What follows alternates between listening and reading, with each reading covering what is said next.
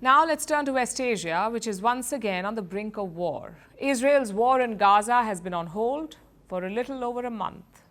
There's been a ceasefire in place. Hamas has been releasing Israeli hostages. Israel has been freeing Palestinian prisoners. That's been the case for the last month. But on Saturday, Israel did not hold up its end of the bargain. Hamas released 6 hostages. Israel was supposed to free over 600 prisoners, but Prime Minister Benjamin Netanyahu delayed their release. He objected to the way Hamas was treating the hostages, making a spectacle of them. So Netanyahu is withholding the Palestinians. But if Hamas tries to scrap the ceasefire altogether, Netanyahu has a warning. He says plans to resume the Gaza war are ready. Here's our report. The Gaza ceasefire has been in place for a little over a month. There have been almost 8 rounds of prisoner exchanges. A 9th round is scheduled for this week. Hamas has been releasing Israeli hostages. They have released some bodies as well. These were mostly people captured by the group on October 7, 2023.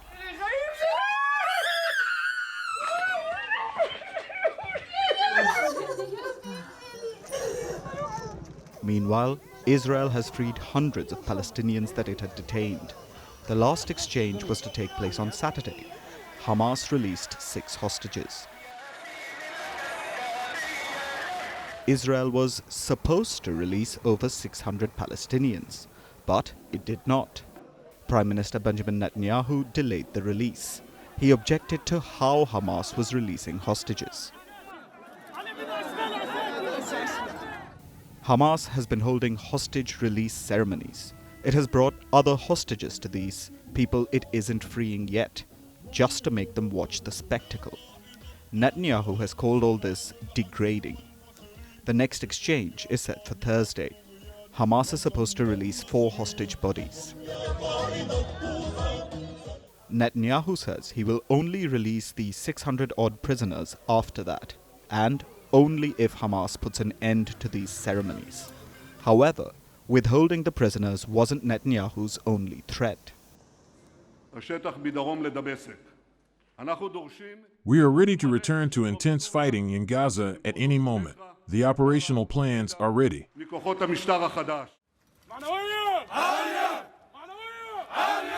Netanyahu says that Hamas has to adhere to the ceasefire, despite the delayed prisoner release, or Israel will resume the war. Hamas has accused Netanyahu of sabotaging the ceasefire deal. The group says it won't negotiate any further, not until the prisoners are released as promised. This puts the future of the ceasefire in doubt. About 60 hostages are still with Hamas. They are reportedly all men, between the ages of 20 and 50. They were to be freed in phase 2. It was scheduled to begin in March. Hamas says Netanyahu is undermining this plan. Israeli citizens have mixed reactions to Netanyahu's strategy. To my difficulty, I'm a very honest person, so if Israel agreed to something, it's hard for me if they do anything that isn't in keeping with the agreement. But this situation with these ceremonies is sickening. I think Hamas needs to be put in place a bit. I think we need the upper hand, and I think we're doing what we can. I think, holding the prisoners is a way of flexing a muscle. I do think, though, that we're really playing with fire. It's really, who's to say what's the right move right now? Meanwhile, Israel seems to be flexing its muscles on the other side as well, in the West Bank. After 22 years, Israeli tanks are once again rolling through the Palestinian territory. Israel says that the tanks and troops are there for the long haul, at least a year. Tens of thousands of Palestinians have been evicted from the West Bank. And Israel's defense minister, Israel Katz, says they won't be allowed to return. Israel is putting pressure on all Palestinians. Will Hamas buckle under this pressure? Will the people of the West Bank accept the new status quo? Or will all of this just lead to another round of fighting and the perpetuation of an endless cycle of violence?